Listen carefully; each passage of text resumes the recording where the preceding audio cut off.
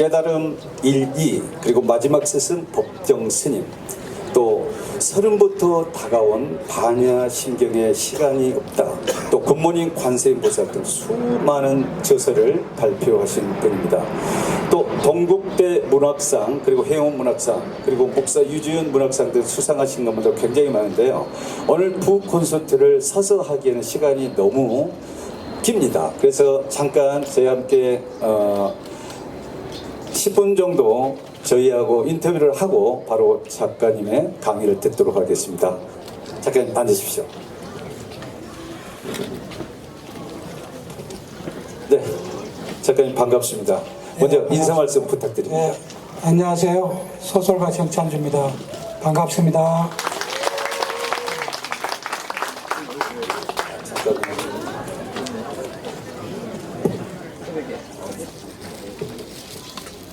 저희 오늘 깜짝 놀랐고 이 행사에 초대를 받은 아나운서 문제요. 저도 국문학과 출신입니다. 그리고 제가 평소 존경하신 우리 정찬주 작가님을 오늘 만난다는 것에서 어젯밤부터 가슴이 떨렸습니다.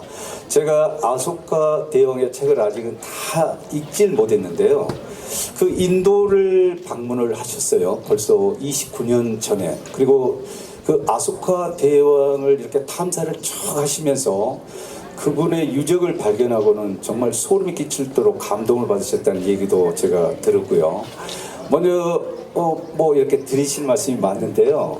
먼저 본인은 제가 알기로는 그 암자를 징검다리 삼아서 명상적인 산문 그리고 소설을 써오신 작가님이시거든요. 그리고 일대기 이렇게 쓰신 글이 너무 많아 제가 소개를 못 드려요. 아까 도재 스님께서 또 스승님 세 분을, 아버님 또 동국대 총장님 또 법정 스님 말씀하셨죠. 그래서 사실은 스님이시라고 저는 생각을 합니다. 지금 작가님은 이렇게 계시지만은 사실은 스님보다 더 스님다운 스님이라고 저는 존경하는데요. 가끔 그런 전화를 받습니다. 네. 스님 생활하시다가 한소 가셨죠? 이런 전화를 받습니다. 네. 그리고 이제 제가 그 감명받은 책이 서른부터 다가온 그 반야심경의 행복이라는 걸 쓰셨잖아요. 제가 조금 낭송을 해드리면, 반야심경을 가까이 놓고 틈틈이 늘 보는 자체가 어쩌면 행운이었는지 모른다. 인도의 유마거사처럼 그물에 걸리지 않는 자유인의 열쇠를 반야심경의 공고한 무에서 찾았기 때문이다. 정말 오늘 이 말씀을 여러분 꼭 들으셔야 됩니다. 집착하지 않기, 그리고 놓아버리기를 깨달은 것이다. 영혼의 백신 같은 반야심경, 어느 순간 호련히 고통으로부터 행복으로 건너가는 이정표를 발견하기를 바란다. 그리고 베토벤의 그 유명한 교향곡 9번처럼 정말 아제아제 바라제 바라승아제 모지사바하 구경이 깨달은 그 깨달음을 오늘 여러분이 다 가져가시기를 바란댔습니다. 아까 경상스님께서 마지막 반야심경 구절할 때 마지막 구절을 제가 깊이 들었습니다. 아제아제 바라제 바라승아제 모지사바하. 작가님, 그 서른부터 다가온 반야심경 행복에 대해서요, 또 어떤 마음이었고 우리 모든 분이 느낌을 어떻게 해야 되는가 한번 말씀해 주십시오. 저는 사실은 반야심경을 처음 배운 게 동국대학교 불교 동아리에서 이제 어떤 행사를 치를 때 맨 처음 반야심경 공독을 하지 않습니까? 네. 그때는 이제 의례적으로 반야심경은 이런 구절이고 이런 가르침이 있구나, 뭐 깊이 이제 깨닫지는 못했는데, 나이가 이제 학교 졸업하고 이제 서러운 때부터 반야심경이 이제 그 의미가 깊이 다가오더라고요. 그러니까 이 반야심경의 의미는 이 나이 따라서 이 깊이가 달라지는 거예요. 네. 30대, 40대, 50대, 60대. 지금은 이제 어느새 저도 이제 7학년 3반이 돼버렸습니다. 지금 또 느끼는 건 또 달라요. 그래서 지금 느끼는 건 반야심경의 어떤 핵심 사상은, 핵심 글자가 있다면 두 자가 아닌가. 없을 무자, 빌공자. 그러니까 우리가 없는 것을 가지고 그렇게 가래를 일으키고 네네. 어떤 욕망을 일으키고 아주 헛된 것이죠. 그런 것을 이제 깨닫게 되고 이 세상에 실체는 없는데 다 비어 있는데 그것도 집착을 한단 말이에요. 네. 그러니까 놓아버리자, 비워버리자. 이런 어떤 두 가지 어떤 제 나름대로의 자각이랄까요? 네네. 이런 것도 이제 여러분들이 좀 아셨으면 싶어서 서른부터 다가온 반야신경의 행복 이야기 이렇게 써봤습니다. 네. 오늘 뭐 마지막 세선 법정 스님도 있지만 그 책 꼭 제가 권유하고 싶습니다. 반야신경의 행복. 모든 고통은 저도요 많이 고통이 있어요, 작가님. 근데 놓아버리고 집착을 버리면 다 해결되는데 그걸 부여잡고 고통을 하고 있습니다. 그리고 작가님 존경하는 게 저희도 사실 글을 쓴다는 건 짧게 어떻게든 빨리 써서 출간하고 싶은 욕심이 있는데 30년 동안 집필을 하셨어요. 아소카 대왕.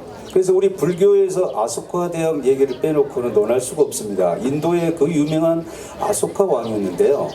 그분이 아주 제가 볼 때는 작가님 악랄했어요. 전쟁을 일으키고 자기 사촌, 오촌, 팔촌 900명, 90명 정도 99명을 그냥 죽이고 전쟁을 일으키고 그런데 이분이 그 수많은 정권을 쟁탈하고 권위를 누렸지만 이건 아니다. 그래서 결국 부처님 말씀을 행하는 것만이 선에 이르고 이게 행복이라고 느끼고 8만 4천 개 정도의 절을 짓고 이 아소카 대왕은요 정말 그 대야 드라마 어떻게 보면 이런 겁니다. 근데 작가님께서 그 집필을 그 긴 세월을 해 오셨어요. 거기에 대해서 좀 한 말씀 부탁드립니다. 아소카 대왕을 쓰기 위해서 30년 세월이 걸렸거든요.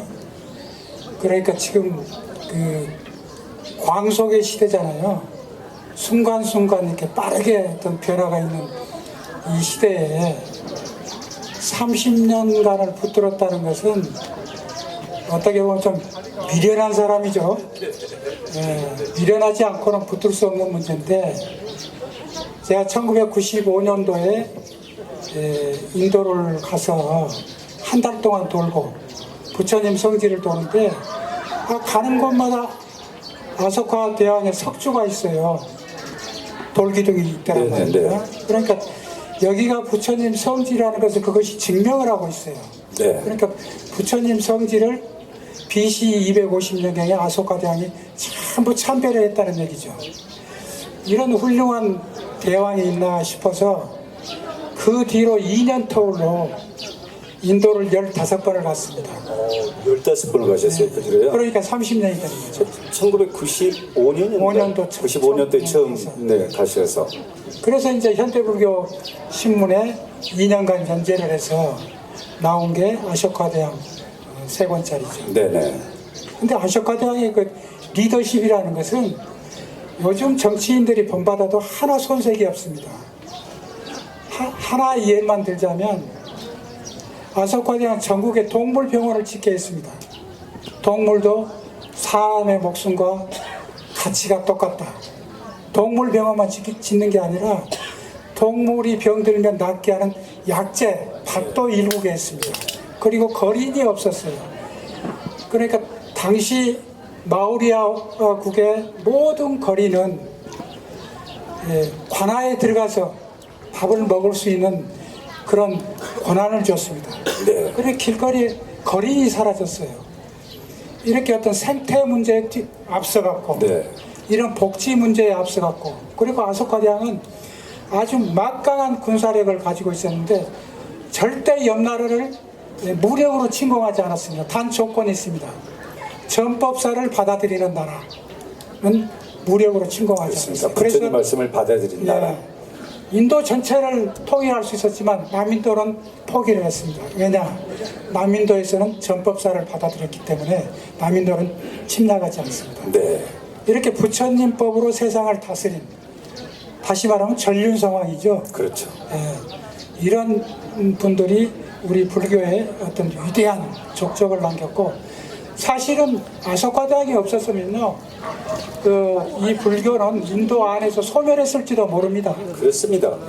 아소카 대왕 아들, 딸을 출가시켜서 스리랑카로 보냈기 때문에 그 스리랑카 불교가 또 동남아로 건너갔고 그래서 불교가 세계화된 겁니다.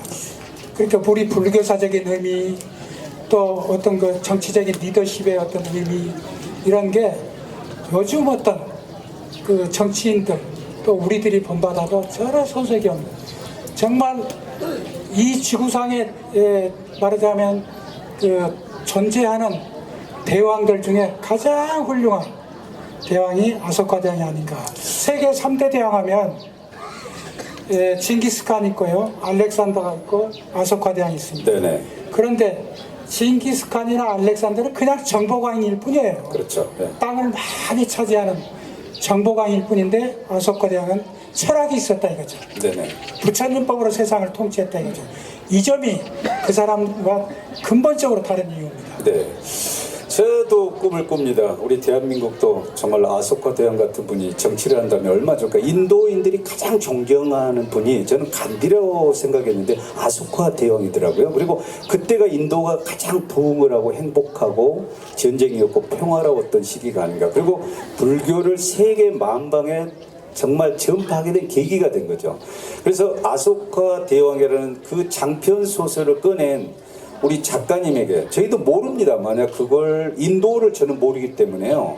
그 책을 펴주신 우리 정찬주 작가님께 여러분 큰 박수 한번 보내주십시오.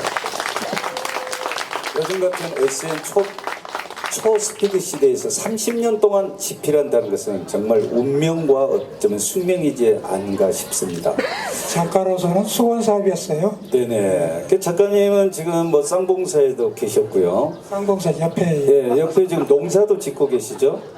농사는 짓다가 포기했습니다. 농약 치는 걸 거부하셔서 포기하시네요. 지금 스님은 지금 7학년 3반이라고 하셨어요. 예. 근데 정말로 얼굴이 너무 맑으시고요. 제 후배 같습니다. 스님. 그래서 마음이 이렇게 평화로우시니까 얼굴은 마음의 거울이라고 그러잖아요. 늘 평화로워 보셔서 정말 좋습니다.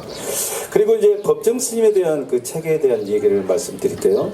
이 세상에서 가장 존경하는 스님도 법정 스님인데 이 법정 스님을 몇 살 때 만나셨습니까? 지금도 그 사진이 있는데요. 네. 34살 때. 34살 때. 네. 그 얘기 좀 해주시죠. 네. 추억 같은 거. 저는 이제 그때 그 센터사 직원이었는데 네네. 법정 스님 원고 담당이었어요. 아, 네. 그래서 이제 법정 스님 원고를 받으러 불이람을 내려가곤 했죠. 그때 이제 스님을 뵙고 또 한 6년 뒤에는 스님께 제가 스님 제자가 되고 싶습니다. 네. 이렇게 이제 제가 청을 해서 스님으로부터 법명을 받고 네네. 개체- 법명을 뭘로 받았습니까? 무염으로 받았습니다. 아, 무연으로. 무염. 무염. 없을 무자 물들 엽자. 네네. 저작거리에 살 때 물들지 말아라. 네네네. 이런 뜻으로 이제 받았고 또 이제 5개 개척을 받았죠. 예. 그래서 이제 스승과 제자 네. 인연이 이제 맺어진 겁니다. 그 스님이 그 법정 스님을 그 법정 스님하고 관계해 주신 여러 가지를 또 작가님께서 막 그 발표를 또 하셨어요. 보면은. 네. 소설무소유를 소설로 썼고요. 엽서라든가 뭐 이렇게 제가 유목- 소장하고 있는 네, 소장하고 있는 엽서 거. 뭐 스님의 글씨 제가 책에 이번에 다 밝혔습니다만은 그 소설무소유는 지금 현재 한 30만 부 정도 나간 베스트셀러인데 정말 희한하죠. 이번에 법정 스님 14주기 때 제가 이스라엘 출판사로부터 메일을 하나 받았습니다. 이스라엘이요? 네, 이스라엘 지금 기독교 전쟁 종주국이죠. 네네. 네. 이스라엘 그 프라판자라는 대형 출판사인데 작가님의 그 표지 시안이 완성됐고 판권의 작가님의 영문자 이름이 맞는지 아, 네. 확인을 해 주십시오. 아, 법정 스님에 관해서요? 네. 소설 무소유에 대해서. 네네네. 그래서 제가 메일로 받고 영문자 이름이 정확하더라고요. 그래서 여권을 어디서 봤는지. 그런데 제가 좀 보람을 느끼는 것은 소설 무소유가 이제 기독교 종주국이라는 이스라엘까지 이렇게 진출을 했구나. 네. 그것도 영문이 아니라 히브리어로 출판됐습니다. 히브리어로요? 네, 히브리어로 출판됐습니다.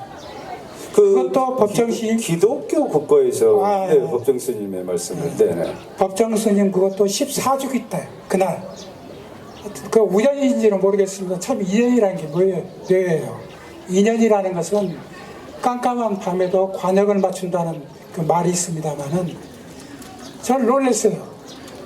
그 어떻게 해서 이렇게 14주기 때 이스라엘 그 대형 출판사 프라판자 출판사에서 이렇게 메일이 왔을까? 참 그 인연의 어떤 그 묘함을 느꼈습니다. 네, 뭐 법정 스님 말씀하면 뭐 저도 수많은 걸 가슴에 안고 있습니다. 많은 인연을 만들지 말라 등등. 근데 오늘 이제 여러분 북콘서트 저기 제가 들어오면서 보니까요, 그 법정 스님 책 마지막 스승 법정 스님이 저기 책이 있거든요. 제가 몇 권을 사려고 물어봤습니다, 작가님. 그래서 뭐 15,000원이라고 그래서 제가 일단 몇 권을 살 건데요. 그 법정 스님은 말씀은 그냥 불교에서 말한 스님의 단순한 말씀은 아닌 것 같아요. 정말. 그래서 그 책에도 작가님께서 써주신 게 저는 이게 조금 가슴에 와닿더라고요. 그 종교계마저도 미세먼지로 가득 차 있는 것 같은 오늘 내가 전하는 법정 스님의 가르침 중에 한 줌의 신선한 삶으로 힘겨운 독자들에게 위로와 영혼이 된다면 더 바랄 게 없다. 이런 말씀을 작가님 남겨주셨어요. 제가 서문에 쓴 것 같습니다. 아, 네, 서문에 쓰신 말씀입니다. 그리고 이제 많은 책이 너무너무 많으세요. 그리고 이제 저는 우리 이제 가까운 전라남도 강진에 관한 얘기인데, 사실 이제 고려청자의 시원이 강진입니다. 그래서 강진이 원래 그쪽에 우리가 장보고 완도에 있었죠. 장보고 무역해상왕이잖아요. 그래서 그 통일을 하고 당나라에서 그 도예 기술을 이제 가지고 오는 거죠. 그래서 그 도예 기술이 조선의 백자에 이르기까지 대한민국 최고의, 그러니까 K컬처, 요즘 이제 K팝 여러 가지가 있잖아요. 그래서 우리 도자기가 그 청자는 아무리 재현을 못한다고 합니다. 그 지금 중국에서도 일본에서도요. 그래서 그 청자에 대한 관심이 많으셨어요. 그 지금 쓰신 깨달음의 빛 청자에서 2권을 내셨죠? 예, 예. 우리가 K컬처란 말은 요즘 트렌드인데요. 사실은 제가 생각할 때 K컬처의 원조는 고려 시대 강진의 비색청자가 아닐까. 네, 비색청자. 왜냐하면 당시 송나라는, 중국의 송나라는 세계 최대 문화 강국이었거든요. 그렇습니다. 네. 그런데 그 송나라 귀족 왕족들이 고려 청자를 이렇게 갖고자 아주 그냥 애를 썼다 그래요. 그래서 고려 사신들이 송나라 올 때 반드시 뭘 가지고 오냐면 고려 청자를 가지고 와요. 네, 고려 그 청자. 정도로 열광을 했답니다. 네. 그렇다면 요즘으로 얘기하자면 미국이나 유럽에서 우리 한국에 무엇을 갖고자 그렇게 열광을 했다는 거거든요. 이게 K컬처죠. 안 그러겠습니까? 그래서 제가 이제 K컬처의 원조는 강진 청자다. 그런데 이제 우리가 소설을 쓸 때 그냥 상상력으로만 쓰는 게 아니라 고려사라는 책이 있습니다. 네네. 조선 왕조실록 있듯이 고려사가 11권이 있어요. 네네. 11권을 제가 2번을 읽었어요. 2권을요? 네, 그리고 거기서 고려 청자에 가는 것만 좀 색인을 한 겁니다. 아, 네. 그래가지고 이제 그 소설을 집필하게 됐는데, 사실은 우리 강진에 지금 현재 강진원 군수님께서 저한테 전화가 3번이나 왔어요. 네. 근데 저는 2번째까지는 이 핑계 저 핑계를 대면서 거절을 했거든요. 네. 3번째는 너무 거절하는 것도 좀 그렇다 싶어서 강진을 갔죠. 갔더니 거기서 제의를 하시는 거예요. 작가님의 그 다산의 사랑을 봤는데, 아까 우리 저 박균택 의원님이 다산의 사랑을 봤다고요. 네, 네, 네. 너무 슬펐다. 네. 근데 다산의 사랑을 봤는데 작가님 어떻게 강진에 사는 저보다 강진을 그렇게 잘하십니까? 그래요. 그러면서 그러니까 이제 군수님의 좀 진정성이 느껴지더라고요. 네. 아, 내 소설을 좋아하시는구나. 그러더니 이제 강진 청자를 소재로 해서 한번 써주십시오. 그래서 이제 제가 바로 이제 응한 거죠. 그래서 썼던 게 이제 깨달음의 빛 청자 2권으로 쓴 겁니다. 네네. 정찬주 작가님은 이렇게 보면 저희가 이제 저희도 사실 국문학도지만 뭐 베스트셀러를 하면 남기고 싶다. 그막 그런 욕망이 솔직히 있거든요. 그런데 그러다 보니까 인기 있는 글에 편향해서 정말 마음의 글을 못 쓰는 그런 우를 많이 경험하는데요. 작가님 글은 물 흐르듯이 그 공예에 나는데 도자기 장인 같으세요. 제가 그것도 잠깐 봤는데 그 장인이 청자를 빗듯 정말 마음에 흐르는 강물처럼 그렇게 글을 써내시면 정말 존경합니다. 작가님 이제 인터뷰를 대충 마쳐야 될 것 같고요. 예. 저기 오늘 그러면 강의하실 내용은 어떤 내용이십니까? 제가 뭐 그 불교를 믿게 된 어떤 계기, 네네. 또 불교가 깊어진 그런 계기, 또 아까 저한테는 세 분의 스승이 네네. 있는데 네. 또 그런 얘기, 네. 그리고 저를 세상에 알리게 된 출세작이랄까, 그리고 저의 대표작이란 무엇인가, 네네. 뭐 이런 어떤 그 순서로 지금 제가 10시부터 하기로 했는데 벌써 11시거든요. 네. 그래서 좀 줄여서 네. 짧게 얘기하겠습니다. 그 제가 아는 건데 아버님하고는요. 아버님이 그 방황을 또 멈추게 하셨는데요. 간단하게 아버님에 대한 말씀만 네. 조금만 해주시고 마무리 짓겠습니다. 제가 고등학교 사실은 이제 서울에 독지가가 있어서 네네. 서울에서 저를 이제 학교를 다 보내주겠다 해서 제 친척입니다. 그래서 서울로 올라갔는데 공부를 잘했습니까, 작가님? 서울대를 안 가고 동국대를 가셨나요? 근데 이제 일단 서울을 갔어요. 네. 근데 그분이 어떻게 그냥 그분 공장에서 네. 그 기숙사에서 자다가 어떻게 연탄가스로 돌아가셨어요. 그러니까 제 혼자가 사라지니까 네. 광주로 다시 내려왔죠. 네. 내려와서 이제 그때부터 이제 방황을 하기 시작한 그러니까 거예요. 방황한 시기가 있었다고 들었죠. 저는 여러분들 깜짝 놀랄 거예요. 제가 가출을 했다고 하면. 네. 친구들은 전부 학교를 가는데 저 혼자 있으니까 아주 괴롭더라고요. 그래서 가출을 해서 돌아왔더니 저는 옛날에 우리 아버님들은 엄했잖아요. 그렇죠. 네. 회초리를 좀 맞을 줄 알았어요. 그런데 아버님께서 네 옷을 벗어라 그러더라고요. 네. 그러면서 이 새 옷을 입어라 그래요. 옷을 바꿔 입게 해요. 그래서 옷을 벗었더니 그 옷을 들고 저 마당가에 가서 태워라 그래요. 그래서 또 아버지가 무서워서 그 옷을 태웠어요. 그랬더니 이제 본격적으로 이제 야단을 치실 모양이고 그랬더니 네 어제까지 입었던 옷을 태웠으니까 너는 이제 어제의 네가 아니다. 어제의 정찬주 너는 새로 태어났다. 그러면서 아무 말씀 안 하셨어요. 아무 말씀도 용서를 하시는 거예요. 네. 그래서 제가 다음 날부터 도서관 그 찜을 끊고 열심히 공부를 공부해서 하셨군요. 또 문안리 고등학교를 입학하고 그랬습니다. 정말 그게 아버님의 큰 사랑의 뜻이었던 것 방황을 같아요. 멈추게 해주시고. 네네. 그래서 인생의 스승 같아요. 그렇죠. 그 아버님의 역시 아들 같습니다. 작가님도 인자하시고요. 역시 보시면 늘 평화로우세요. 늘 느낌이지만은. 자, 일단 조금 있으면 이제 작가님이 직접 사인도 해주시고요. 궁금한 건 또 여러분께서 물어보시고 잠시 후에 직접 또 저도 이따 사인해 주세요, 작가님. 네. 그래서 또 앉아 계시면 그럴 것 같으니까요. 간단하게 우리 작가님의 강의를 큰 박수로 강의를 듣겠습니다.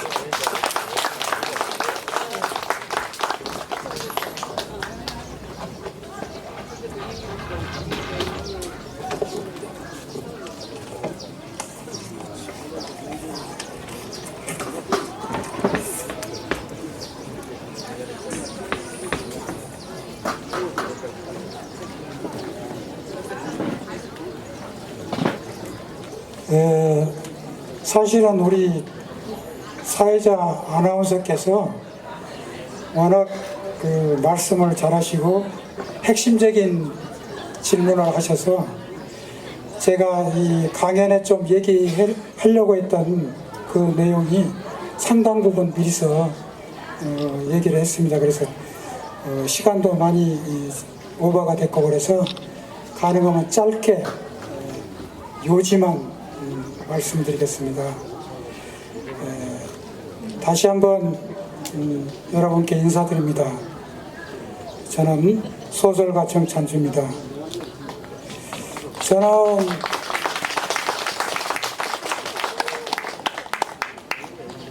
그 방송 출연이나 강의 등 일체 응하지 않는 작가입니다만, 그 도제 스님께서 제가 사는 곳을 찾아와서 부탁을 하는 바람에 생각해 보겠습니다, 이런 말도 못하고 오늘 이 자리에 서고 말았습니다. 아마도 그때 제 아내가 옆에 있었더라면 만류를 했을지도 모르겠습니다. 왜냐하면 몇 년 전의 일입니다. EBS G프로가 있죠. 몇 년 전에 EBS G프로에 참여를 했더니 방송이 나가자마자 코로나 시기인데도 아침 9시부터 사람들이 저희 집을 찾아오는 거예요. 그래서 기웃기웃 하니까 낯선 사람들이니까 부담스럽죠. 그래서 저는 그때 코로나의 그 엄중한 시기에서 나가지도 못했어요. 창에서 이렇게 쳐다보고 누가 왔나 보다, 이런 정도였죠. 제가 또 코로나 시기이기도 했지만 그 손님들을 일일이 또 오전에 만나지 못한 이유는, 저는 그 리듬이 새벽 3시에서 한 4시 사이에 일어납니다. 그때부터 이제 글을 쓰기 시작해서 오전 12시까지 글을 쓰고, 오후에는 이제 약속한 손님들이 찾아오면 차를 마시고, 그런 이제 그 일과를 보내고 있었거든요. 그랬더니 오전에 이제 손님과는 그 일상의 리듬이 깨지니까 만날 수가 없었죠. 최근에도 KBS 자연의 철학자, 심지어는 인생극장, 또 최근에 MBC도 이제 G프로가 또 신설된 모양이에요. 이렇게 전화들이 와요. 그러면 저는 이제 거절을 하죠. 근데 거절하는 것도 사실은 미안한 일입니다. 왜냐하면 제가 7학년 3반이라고 그랬습니다만은, 제가 젊었을 때 세상 사람들로부터 그 받은 것들이 이제 돌려줘야 될 시기거든요. 방송을 하는 것도 돌려주는 하나의 방법이거든요. 미안하긴 한데 제 그 일과 때문에 선의의 거짓말을 하게 되죠. 뭐라고 하냐면, 한 번은 제 집사람이 요즘 몸이 아파서 방송 촬영을 할 수가 없습니다. 그랬더니 이제 이 방송국에서 속없이 가끔 전화가 와요. 사모님 건강은 나아지셨습니까? 이렇게 안부를 묻는 전화가 옵니다. 참 선의의 거짓말을 했지만 거짓말도 참 사람을 실없이 만드는구나, 그런 생각을 한 적도 있습니다. 그런데 공영방송도 저를 불러내지 못했는데, 도제 스님 지금 안 계십니까? 아까 스님이 또 한 번 자랑을 해달라고 저한테 부탁을 했는데, 진짜입니다. 공영방송도 저를 불러내지 못했는데 도제 스님은 저를 불러냈어요, 이 자리로. 도제 스님의 이 내공은 정말로 막강한 겁니다. 그렇습니다. 도제 스님이 그 출가할 때 얘기를 저한테 고백한 적이 있었거든요. 그런데 이 서울뿐이에요. 스님이 종로에서 어떤 스님이 걸어가는데 당당하게 걸어가는 모습이 너무 좋아가지고 나도 스님이 돼야 되겠다 마음을 먹고 추석날 출가를 하려고 결심을 합니다. 그래서 추석날 서울역으로 나갑니다. 그랬더니 추석날 그 귀성객들이 다 이미 이 표를 사서 매진이 다 된 상태에 있어요. 그래서 암표를 샀답니다. 암표를 사서 순천역까지 왔다가 순천역에서 시외버스를 타고 송광사를 들어갔답니다. 그러니까 당시 주지스님이었던, 얼마 전에 입적하신 현봉 방장스님이 그때 주지스님이었다고 그래요. 그러면서 그 현봉 스님도 좀 쉬고 싶었는데 출가를 하겠다고 추석날 찾아오니까 내 20년 평생 추석날 출가한 무엇은 처음이다. 그러시더랍니다. 근데 그 출가 의지가 얼마나 간절했으면 추석날 갔겠습니까? 저는 이런 스님을 전하는 길 취재를 하면서 400군데를 갔거든요, 우리나라. 그러니까 제 별명이 스님보다 암자를 더 많이 간 그 거사라 그래요. 그런데 그 많은 스님들을 뵀지만 추석날 출가한 사람을 만나보지를 못했어요. 도제 스님이 유일무이합니다. 그런 간절함이 있었기 때문에 오늘날 이런 스님의 어떤 내공이랄까 이런 큰 행사도 치를 수 있고 또 그 자타부리의 정신으로 이렇게 보훈서를 읽어 나가지 않나 하는 그런 생각이 듭니다. 정말로 고맙죠. 고마운 스님이에요. 저는 그래서 우리 도제 스님 같은 분은 조계 정단뿐만 아니라 우리 한국 불교의 저는 미래라고 생각합니다. 그래서 이런 정말로 좋은 일을 하실 분이기 때문에 아까 이렇게 뵈니까 얼굴이 좀 헬스하시더라고요. 그래서 참 건강하고 그랬으면 좋겠습니다. 우리 불자들이라면 누구나 자주 귀에 들은 말 중에 하나가 상구거리 하와중생 이런 말을 많이 들어봤을 겁니다. 들어보셨죠? 상구거리 하와중생. 그러니까 위로는 진리를 구하고 아래로는 중생을 제도한다 이런 말입니다. 그러니까 성불한 뒤에 중생을 제도하겠다. 세상 사람들을 위해서 이롭게 살겠다 이런 뜻입니다. 그런데 저는 이 말을 좀 다르게 해석합니다. 저는 성불의 길은 두 가지 방편이 있다고 생각합니다. 상구보리도 진리를 구하는 것도 성불의 길이요. 또 두 번째 하와 중생의 길도 성불의 길이다. 왜냐? 하와 중생은 다른 말로 하면 보살행이거든요. 그러니까 나보다는 남을 위해서 사는 게 보살행이거든요. 그래서 이 도제스님께서 지금 이렇게 수행하시는 것도 이 자체가 보살행이 아닌가 그런 생각이 듭니다. 오늘 이 자리에 가장 멀리서 오신 분이 계십니다. 바로 제가 살고 있는 그 이양면에서 태어나고 자란 양양자 의원입니다. 박수 한번 쳐주시죠. 서울에서 새벽에 내려왔대요. 근데 그 이양면에서 태어나고 자랐기 때문에 제가 지금 살고 있는 건 저는 물론 24년 전에 이양면으로 낙향에서 살고 있습니다만 저희 이웃 사촌이나 다름없죠. 근데 잠깐 좀 우리 양 의원님 이력을 좀 소개하자면 정말로 인간 드라마 드라마 못지않은 그 이상의 어떤 전설이에요. 이 광주 상고를 나와가지고 삼성이라는 거대한 기업을 입사했답니다. 그것도 연구소에. 그런데 그 연구원들이 전부 박사학위들. 그러니까 여상 출신이니까 얼마나 얕봤겠어요. 처음에 들어가니까 양양자 씨 이렇게 이름도 안 부르고 양양. 양양은 속초 밑에 있잖아요. 그러면서 커피 심부름을 시키더라 이겁니다. 그래서 우리 양 의원이 이 연구원들이 뭘 하나 보니까 주로 일본 서적, 일본 논문들을 보고 그 논문을 번역가들한테 번역을 시켜서 그걸 보고 연구를 하고 있더랍니다. 왜냐하면 그때만 해도 반도체는 일본이 우리를 앞서갔으니까.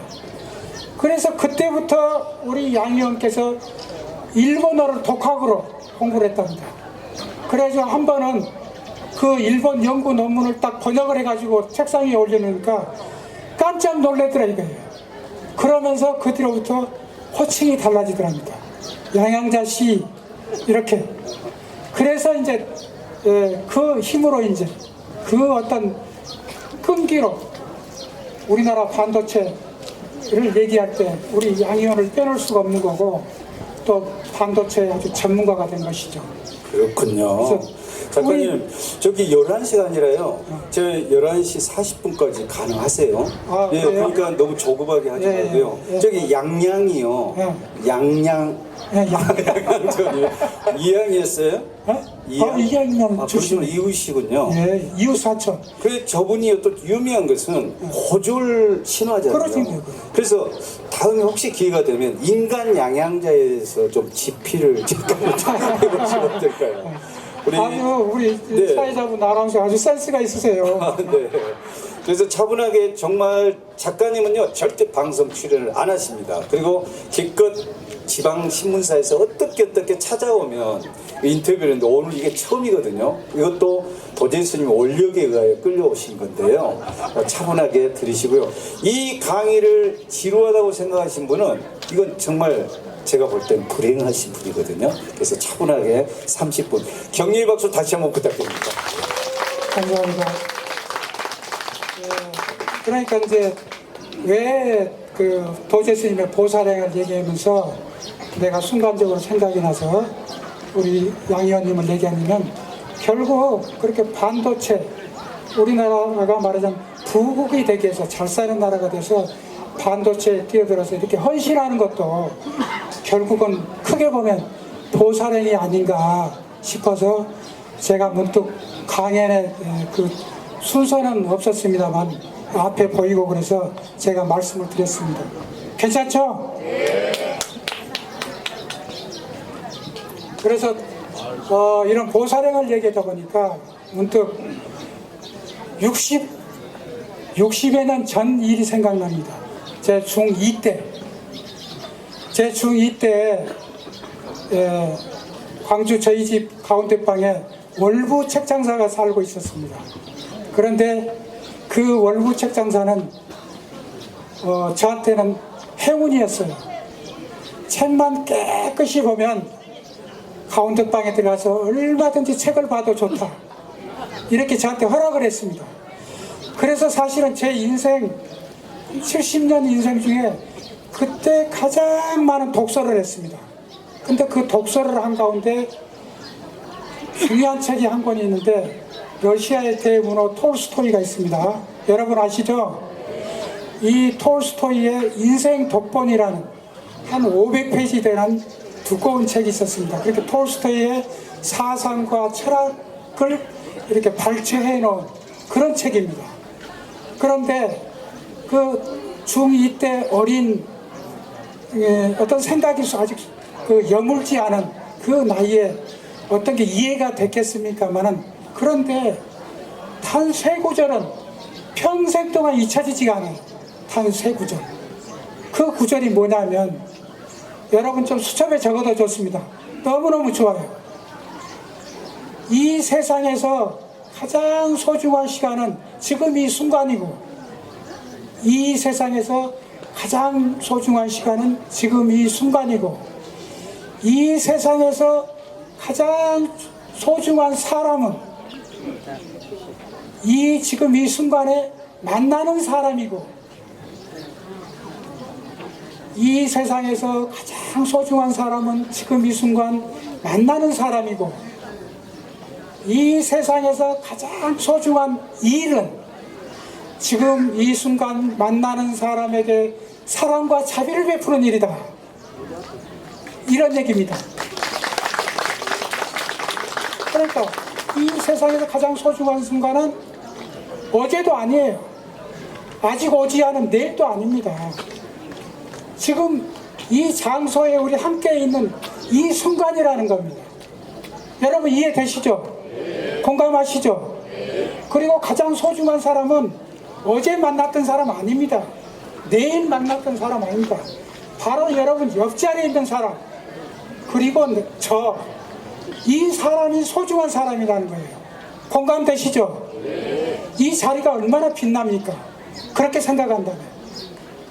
그리고 가장 소중한 일은 바로 지금 이게 만나고 있는 옆에 분들한테 혹은 앞에 분들한테 기쁨을 주고 옆에 분이 슬퍼하면 슬픔을 나누고 위로할 일 있으면 위로하고 응원할 일 있으면 응원하고 격려할 일 있으면 격려하고 이것이 이 세상에서 가장 소중한 사랑과 자비를 베푸는 일이다 이겁니다. 그래서 이 세 구절은 평생 잊혀지지가 않아요. 그래서 8만 대장경의 핵심과 일맥상통한 구절이 아닙니까? 구절이 아닌가 이런 생각이 들어요. 중국의 선사조사들도 임재스님도 그랬어요. 지금 이 순간이 가장 소중한 순간이다. 이런 말씀을 임재선사도 남겼습니다. 그러듯이 그 세 구절은 종교를 초월해서 정말로 인생을 살아가는데 핵심적인 금과 옥조가 아닌가 이런 생각이 듭니다. 그래서 여러분에게 제가 중학교 때 그 기억을 끄집어내서 말씀을 드렸습니다. 또 하나는 제가 불교를 믿게 된 계기를 제가 말씀을 드리겠습니다. 저는 아까 우리 사회자께서 동국대 공문과를 졸업한 작가라고 소개를 했습니다만 제가 동국대 공문과를 입학할 때는 1970년대 초반이었습니다. 그러니까 꽤 오래됐죠. 한 50년 된 그 세월이 흘렀습니다. 근데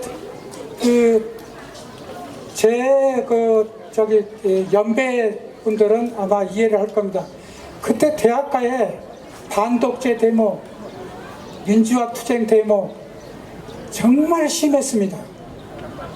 그래서 어떨 때는 한 달간 이렇게 장기 휴강이 될 때도 있었어요. 그럼 한 달간 휴강이 되면 이 광주에서 소위 서울로 유학을 갔는데 서울 그 하숙집에 있을 수가 없잖아요. 그래서 이제 그 칫솔 치약 수건 하나 들고 어디로 찾아갔냐면 국보사찰 쌍봉사로 찾아갔습니다. 근데 동국대생이면 그때 우리나라 어느 절에서든지 숙식은 무료였어요. 지금도 아마 마찬가지일 겁니다. 젊은 청년이 찾아오면 숙식은 아마 스님들이 배려해 줄 거예요. 우리 쌍봉사 스님 오셨는데 한번 스님 일어나 보시죠. 우리 지견 스님인데 스님 그러시죠? 예. 그래서 대신 이제 조건이 있습니다. 절 청소를 해줘야 돼요. 경내 마당도 쓸어줘야 되고 법당 청소도 해줘야 돼요. 근데 그거 해주는 게 어렵지 않잖아요. 하루는 제가 불교에 이제 믿게 된 계기입니다. 법당을 이제 마른 수건으로 이렇게 닦아가는데 그때는 제가 마루만 닦은 게 아니라 불단에까지 올라갔어요. 그래 보니까 부처님 여기 먼지가 많이 쌓여 있더라고요.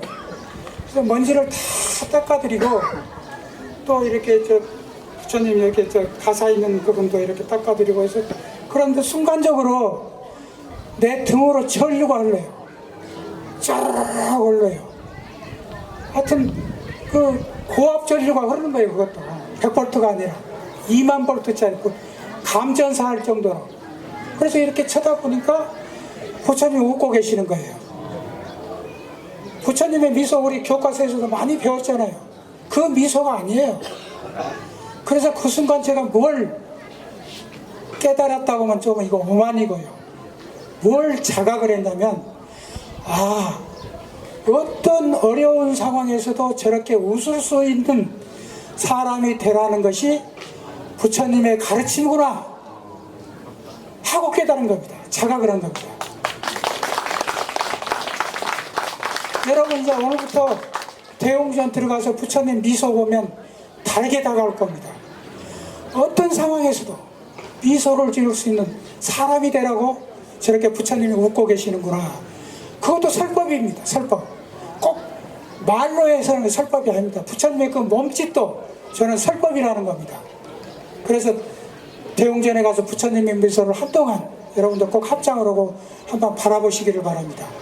그래서 제가 이제 불교에 이제 그렇게 인연을 물론 동대 불교 학생의 활동을 했습니다만 정말로 진심으로 내 가슴속에 화살이 박히듯이 박힌 건 쌍봉사 부처님의 그 미소 때문에 정말로 이제 신실한 불자가 된 겁니다. 그리고 그 위에 철감선사탑 국보 57호가 있는데 그 조각을 보니까, 돌 조각을 보니까 이건 상상을 초월해요. 이건 정말로 저는 세계를 여행을 많이 했습니다. 매년 한 번씩 나갑니다만, 그것도 취재 때문에 세계를 돌아다니면서도 이렇게 아름다운 조각을 본 적이 없습니다. 여러분 이런 사실을 모르시죠? 그러니까 꼭 시간을 내서 쌍봉사를 가셔서 그 국보 57호인 철감선사탑을 한번 보십시오. 그 안에 그 목조 건물, 우리 이 신라시대, 고려시대의 목조 건물의 형태가 다 드러나 있습니다. 근데 지금까지 아무도 밝혀내지 못하는데 저만 알고 있는 사실은, 보통 장구 고려시대 때 들어왔다고 조선시대 박연이라는 사람이 쓴 아각괴범, 말하자면 음악 대사전이거든요. 거기를 보면 송나라 때 들어왔다 그랬어요. 송나라면 고려 때거든요. 근데 아니에요. 그 철감선사 탑을 보면 장구가 그려져 있어요. 이거 통일 신라시대 때 조각한 작품이거든요. 그러면 신라시대 때도 장구가 있었다는 겁니다. 이건 진짜 음악을 연구하는 사람들이 한번 살펴봤으면 좋겠어요. 이런 걸 저는 보면서 정말 불교가 이렇게 위대한 영원 불멸의 이런 또 예술품을 우리나라에 남겼구나, 이런 어떤 그 불교의 어떤 예술도 제가 접할 수가 있었죠. 어쨌든 이렇게 해서 불교를 제가 이제 믿게 됐고, 또 이제 불교에 깊어진 계기는 동국대를 졸업하고 상명사대 부여고, 지금은 상명대학교죠. 그때는 사대였습니다. 부여고에서 이제 국어교사, 그 예학교에서 교편을 잡고 있었어요. 그런데 뭔가 좀 불교 일을 하고 싶어서 몸이 근질근질해서 못 견디겠어요. 여학생들 가르치는 것도 재미있었지만, 그런데 그 조계종에서 불교 사상이라는 잡지를 창간한다는 공고가 나왔어요. 그래서 미련 없이 사표를 쓰고 불교 사상 창간 멤버로 들어갔습니다. 차장 직함을 달고. 그래서 거기서 우리 앞에 스님도 계십니다만, 스님들 이제 원고를 받아보면 스님들은 아무래도 이제 문장 연습을 안 하셔가지고 좀 원고를 많이 좀 다듬어줘야 돼요. 그러면서 제가 불교의 공부가 깊어진 계기가 됐습니다. 그때 또 불경을 많이 봤습니다. 불학이 깊어진, 쌍봉사에서는 신심이 깊어진 계기가 됐고, 불교 사상에서는 불학이 깊어진 계기가 됐습니다. 그런데 이제 당시 조계종 총무원장 스님이 발언을 해서 그 잡지를 창간했는데, 총무원장 스님이 바뀌어지니까 이 잡지가 이제 또 우주공산이 되는 거예요. 이제 책임질 사람이 없어지는 거예요.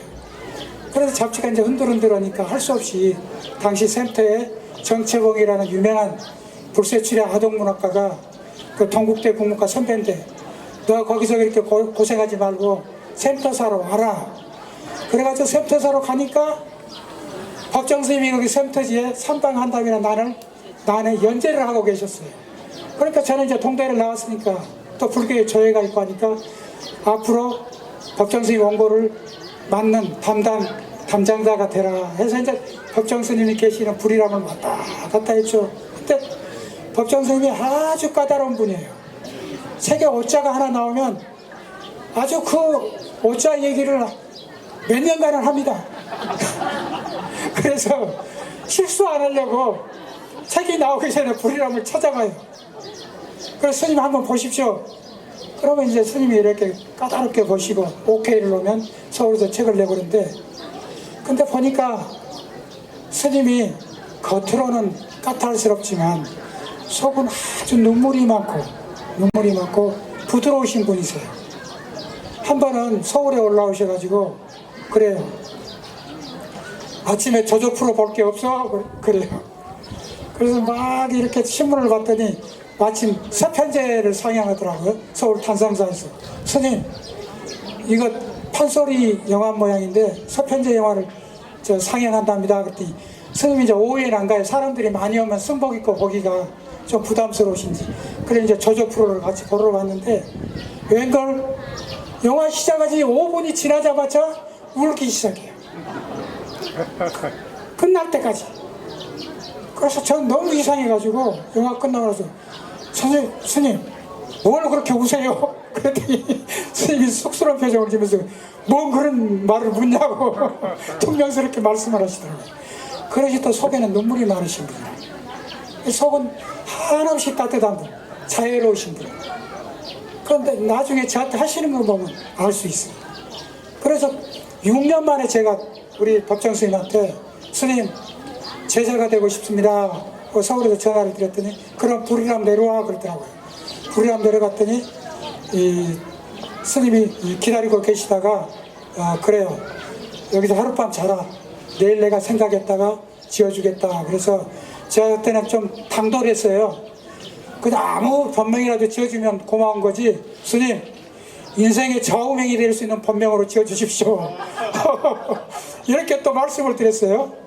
그랬더니 스님께서 밤새 이렇게 생각을 하셨는지 그 다음날 아침에 위체로 올라갔더니 법명을 2개를 주시더라고요. 근데 인연이 안 되려고 하는 하나는 암중에도 안 들어와요. 하나만 눈에 들어와요. 스님 이 무염으로 하겠습니다. 그랬더니 그래 무염 없으는 자 물들는 자 저작거리에서 살 때 물들지 마라. 이렇게 그 뜻이라고 말씀을 하시고 5개 개첩을 또 새벽에 쓰셔놓은 친필로 쓰신 5개 개첩을 주시면서 계를 받는 공덕에 대해서 말씀을 하시더라고요. 살다 보면 옆길로 셀 수 있다. 옆길로 셀 수 있다. 그러나 계를 받은 사람은 옆길로 샜을 때 빨간 신호등처럼 빨간 불이 켜질 것이다. 그때 멈추면 된다. 이렇게 계라는 것은 신호등과 같다. 이렇게 짧은 법문을 해주시더라고요. 그래서 이 계를 받는 이 공덕이 정말로 중요하구나. 나의 어떤 뭐라고 할까 어떤 내 행동에 어떤 지침이 되는구나 하는 걸 그때 이제 깨달았죠.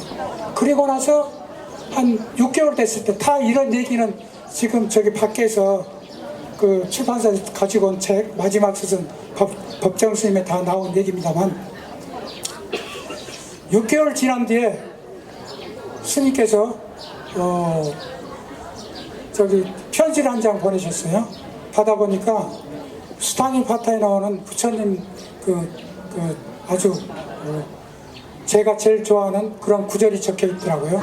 그게 뭐냐면 소리에 놀라지 않는 사자와 같이, 소리에 놀라지 않는 사자와 같이, 그물에 걸리지 않는 바람과 같이, 그물에 걸리지 않는 바람과 같이, 또 세 번째는 흙탕물에 더럽히지 않는 연꽃과 같이. 딱 그렇게만 보내왔어요. 근데 원래 부처님 말씀은 뒤에 하나가 더 있습니다. 무소의 불처럼 혼자서 가라. 근데 나중에 여쭤보니까 무소의 불처럼 혼자서 가라는 스님 왜 뺐습니까? 그랬더니 결혼한 사람은 혼자서 가라면 되겠어? 이렇게 말씀하시더라고요. 그래서 스님들한테 써줄 때는 맨 뒷구절도 그렇게 써준답니다. 그러면서 스님께서 서울에 올라오셔가지고 그래요. 소리에 놀라지 않은 사자와 같이는 당당하게 살아라. 대장부로서. 또 그물에 걸리지 않은 바람같이는 자유롭게 살아라. 어디 걸림없이 살아라. 또 세 번째 흙탕물에 더럽히지 않는 연꽃같이 살아라. 이것은 청정하게 살아라. 이 저작거리에 살 때 혼탁한 저작거리에 살 때 청정하게 살아라. 이런 말이다. 그러면서 팔만대장경의 대의가 큰 뜻이 그 세 구절에 다 담겨 있을 것이다 하면서 그걸 화두로 삼아서 살아라 이렇게 말씀하시더라고요. 그래서 그 친필 글씨가요 정말 또 명필이에요. 제 책에 그대로 인쇄를 해서 소개를 해놨거든요. 정말로 또 한글 글씨를 그렇게 잘 쓰시는 분이 없어요. 그래서 그 스님의 그 어떤 은혜를 생각하면 정말로 저는 잊을 수가 없는 게 제가 사는 이불제도 이렇게 가끔 오셔가지고 이렇게 말씀을 하세요. 제 이불제가 북향으로 지었거든요. 스님이 와서 그래요. 무용거사 왜 집을 여기서 지으면은 저 서양으로 지어야 되는데 전망이 제일 좋은데 북향으로 저 산을 바라보고 지었어 그래요. 스님 이 서양을 바라보게 되면 전망은 좋으나 천전고철, 국보사철, 쌍봉사를 매일 내려다보게 됩니다. 불자가 그래서야 쓰겠습니까? 그것은 저는 무례한 짓이라고 생각해서 집을 북향으로 틀었습니다. 그랬더니 스님이 껄껄 웃으시면서 잘했어 이렇게 칭찬하시면서 맞아, 쌍봉사를 바라보고 지었으면 그건 쌍봉사 경비초소지. 그렇게 말씀하세요. 또 우리 법정 스님이 유머가 아주 풍부한 분입니다. 그래서 이제 그리고 또 이런 말씀도 하셨다고 그래요. 서울에 이제 상자분들한테 내 진정한 제자는 나하고 이렇게 가까이 있는 이 상자들이 아니라 멀리 떨어져 있지만 우리 무연거사처럼 내 가풍을 지키고 사는 사람이 내 진정한 제자다, 이런 얘기를 했다고 법정 스님의 상자분 중에 한 분이 나한테 그 말씀을 전해주더라고요. 고마운 말씀이죠.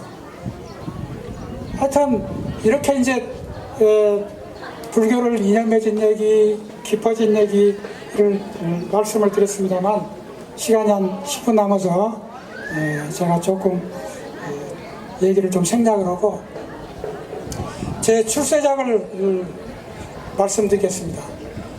저를 세상에 비로소 작가로서 이렇게 드러나게 했던 작품, 이것이 이 성철 스님의 일대기 산은산 무릉물입니다. 산은산 무릉물을 민음사에서 냈을 때 딱 일주일 만에 민음사 회장께서, 민음사 회장은 서울대 본문과 나온 그 충청도 3대 천재라는 분 중에 한 분입니다. 그분이 전화가 왔어요. 정 작가 밀리언셀러요. 그러면서 우리 편집위원들이 고승소설의 전범이 될 것이다, 고승소설의 모범이 될 것이다, 모델이 될 것이다, 이렇게 평가를 하고 이렇게 직접 전화를 주셨더라고요. 그런데 아니나 다를까 책이요, 여러분 놀라지 마세요, 하루에 8,000권씩 나가는 거예요. 그래서 책이 출판사로 가지도 못하고 인쇄소 공장에서 전국 서점으로 배포가 됐답니다. 그래서 참 대단히 죄송한 얘기입니다만은 너무 사적인 말씀을 드려서 하루에 저한테 인쇄가 500만 원씩 들어왔어요. 그래서 금방 재발될 줄 알았거든요. 근데 우리 스님들이 참 전에 애증의 감정이 있습니다. 그의 가을에 조계사에서 우리 스님들이 그냥 안 좋은 모습을 방송에 내보냈어요. 방송에 그게 나가니까 책이 딱 끊어져 버려요. 그래도 저 스님 원망하지 않습니다. 성철 스님 스님이시잖아요. 제 출세작을 또 쓰게 만든 장본인이고, 그게 이제 출세작인데 그 후로 고승소설을 이제 고승분들만 만나면 그래요. 저게 좀 종종 지냈던 해암 스님을 뵈러 갔더니 정 작가 나도 재밌는 사람이야. 나도 좀 써줘. 얘기 같아요. 고승들이 얘기 같아요. 천진난만해요. 보통 우리 세속에 사는 사람들 같은 그런 말 못하잖아요. 그 자기 어떤 체면과 있고 유신이 있으니까. 그런데 그 해암 스님이 장난스럽게 나 재밌는 사람이야. 나도 써줘. 그래서 해암 스님 소설 가야산 정진부를 썼고요. 또 일타 스님 저 관세음보살 같은 그 자비로운, 한없이 자비로웠던 고승분 일타 스님도 직접 얘기는 못하고 그 상자분한테 정 작가가 내 소설 쓰면 잘 쓸 거야, 전해줘. 이렇게 해서 결국 일타 스님이 인연을 또 썼고요. 또 신라시대 때 김규학 스님, 김지장 스님 그걸 썼고, 김지장 스님 이야기는 지금 인민일보에, 중국 그 인민일보에 여기 인민일보 전남 여기 본부장도 여기 오신 걸로 알고 있는데, 우리 저기 김태균 씨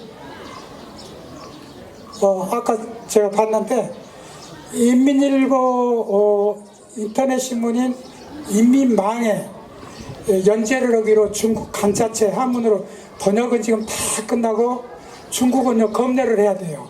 사전에 정부에서 인민일보는 또 관영신문이거든요. 그래 더 철저히 검열도 다 끝난 상태인데 중국과 우리 지금 사이가 조금 미묘하잖아요. 좀 좋아지면 연재가 되기로 돼 있는데 여러분 놀라지 마세요. 인민일보 하루 그 클릭하는 접속자 수가 5억에서 7억이랍니다. 그러니까 그 소설이 연재가 되면 표현하면 대박이 날 것 같아요. 그래서 지금 그걸 기다리고 있습니다. 그리고 그 아쇼카 대왕은 제가 30년 걸렸었던 그 소설은 그 우리 여기도 오셨는데 염정호 거사님이라고 여수 엑스포 때 세계 불교도대 사무총장으로서 실무도 다 하셨고 그리고 지금은 세계 불교 영화제를 지금 기획하고 계신 분인데 염정호 거사님 한번 일어서 보세요. 거사님, 저기 뒤에 계시네요. 저분이 지금 그 아소카 대왕을 영역을 하기 위해서 인도에서 어떤 귀한 분이 오셨는데 그분한테 일을 그 사무적인 일을 맡겠다고 합니다. 네. 저 거사님도 일어나 주시고요. 두 번째 29수의 0174 차주님도 일어나 주십시오. 그분도 좀 당장 일어나야 됩니다. 왜냐면요. 좀 차가 막혀 있다고 합니다. 그리고 작가님 말씀 곧 마무리됩니다. 네. 그리고 이제 제가 이 고성소설을 쭉 고성소설을 한 번 쓰면 보통 4년에서 5년이 걸리거든요. 취재 3년, 쓰는 거 2년. 그래서 이렇게 여러 번을 쓰다 보니까 한 30년 세월이 그냥 쑥 지나가 버리더라고요. 그래서 제가 고성소설을 쓰는 건 불교, 포교를 위한 것도 있지만 더 중요한 것은 이 고성들을 보면요. 우리 한국인이 결코 잃어버려서도 안 될 뛰어난 덕목을 다 가지고 계시더라고요. 그래서 우리 한국인의 정체성을 찾는 이런 탐구의 일환으로 제가 고성소설을 써왔습니다. 그리고 대표적으로는 대하소설 7권짜리 이순신의 7년이 있고요. 그리고 여기 광주 민주항쟁을 쓴 광주아리랑 2권이 있습니다. 이 광주아리랑은 광주일보 창사 60주년 기념으로 제가 연재를 했죠. 그래서 썼는데 저는 그때 광주에 없었습니다. 서울에 그 상명여고 교사로 있었습니다. 그런데 이 소설을 쓰는데 인터뷰를 하는데 그 당시 피해자들 너무너무 괴로워요. 그래서 이 소설을 쓰면서 제가 몸무게가 7kg가 빠졌습니다. 그리고 병원에 2번을 실려갔습니다. 병원에 가서 링겔을 2번이나 맞았어요. 이렇게 저도 그 당시 직접 참여는 안 했지만 이렇게 간접적으로 저도 어린 시절에 무등산을 보고 극락강을 보고 자란 이 광주 출신의 작가로서 이걸 안 쓰면 안 되겠다. 70이 되기 전에 반드시 써야겠다. 정신력이 약해지면 이제 이건 못 쓴다. 그래가지고 다행히 69세에 그걸 완성을 한 거죠. 그래서 광주아리랑을 쓰는데 우리 양양장 의원께서 이걸 세계에 알려야 된다. 이걸 반드시 영역을 해서 인권에 관심이 있는 많은 나라, 인권에 관심이 많은 대학교, 해외 명문 대학교, 인권운동가한테 영문을 해서 보내야 된다. 해가지고 우리 양 의원께서 광주아리랑 영역 그 자격 그 모임에 지금 위원장을 또 자청해서 맡으셨어요. 그래서 이런 일도 우리가 망월동을 해마다 참배와 합니다만 그 이상의 의미와 가치를 가지지 않나 그런 생각이 듭니다. 그리고 제 집사람이 강연을 할 때 여기 앉아 있습니다만은 5분이 남으면 늘 노트를 들어요. 빨리 끝내달라. 그래서 빨리 끝내겠습니다. 저는 지금 그 쌍봉사 옆에 계당산 산자락에 집을 짓고 산지 24년이 됐습니다. 그 계당산을 보면 참 철학이 담겨 있어요. 계당산 위에 그 허공에 빗방울이 떨어지다가 화순 쪽으로 떨어지면 지석강이 됐다가 영산강이 되고, 보성 쪽으로 떨어지면 보성강이 됐다가 삼진강이 됩니다. 그 빗방울도 어느 쪽으로 부는 바람을 만나느냐에 따라서 그 빗방울의 운명이 달라지듯이 저는 여러분도 마찬가지라고 생각합니다. 여러분도 누구를 만나느냐에 따라서, 어떤 친구를 만나느냐, 어떤 스님을 만나느냐, 어떤 남편을 만나느냐 또는 아내를 만나느냐에 따라서 여러분의 저는 운명도 바뀌어진다고 생각합니다.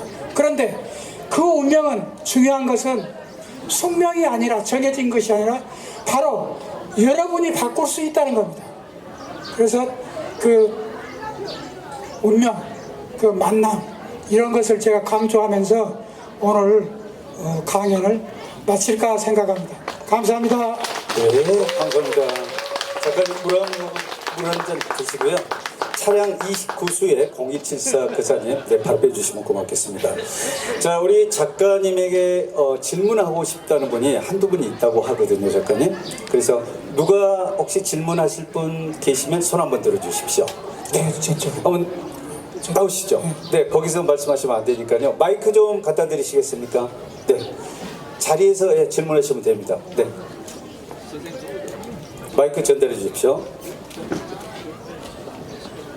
네, 자리에 앉아서 하세요, 편하게. 네. 예. 저는 선생님 작품을 읽으면서 굉장히 마음이 편한 것을 많이 느꼈습니다. 특히 마음이 굉장히 안 좋았을 때 읽으면은 선생님 작품을 읽은 그 순간에 마음이 편해지기 시작합니다. 그런 것을 느끼고 했는데, 추후로는 우리 선생님께서 어떤 작품을 보여주실 것인가, 그것이 궁금합니다. 네, 감사합니다. 앞으로 제가 쓰고 싶은 소설은 조선시대에 꺼져가던 불교를 되살려낸 허응당 보호대사, 이 얘기를 꼭 쓰고 싶고요. 허응당 보호대사가 승과를 부활시킨 분이거든요. 조선시대 때는 숭유배분, 불교를 배척하고 유교를 이렇게 숭상한 국가 아니었습니까?